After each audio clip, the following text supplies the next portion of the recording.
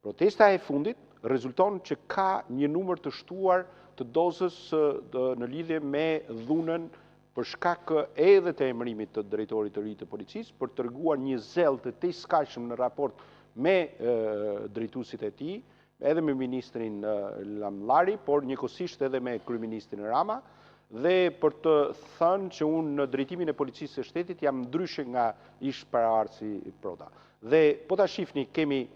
pa provokime, pa ndërhyrje, pa shtyre të policisë, dëmtimin e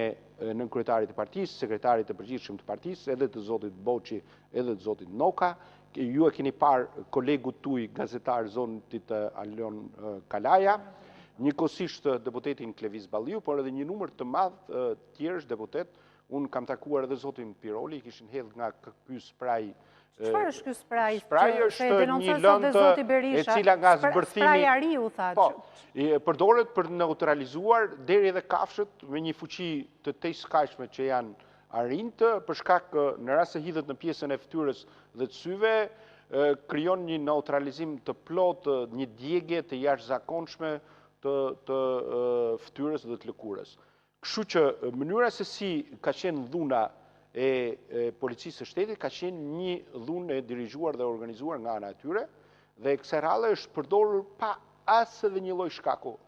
Dhe po të shihni nga pamjet televizive të cilët juve keni transmetuar, por edhe nga videot të cilët janë marrë në mënyrë të rastishme, mënyra se si policë civil, njerëz pa numër identifikimi, policë të strukturave civile, që normalisht nuk mundet në një protestë të hynë dhe të kapin njerëzit si kafsh nga mënyra se si i kanë trajtuar, dhe kjo jo vetëm raport me deputetët, por numri i atyre të cilët janë dëmtuar ka qenë shumë i madh i qytetarëve të thjeshtë dhe rezulton që një pjesë e madhe e këtyre qytetarëve të cilët janë dëmtuar nuk kanë shkuar dhe nuk janë aq publike sa që është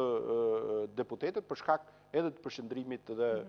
fokusit që mediat kanë në raport me deputetët dhe me drejtuesit politikë.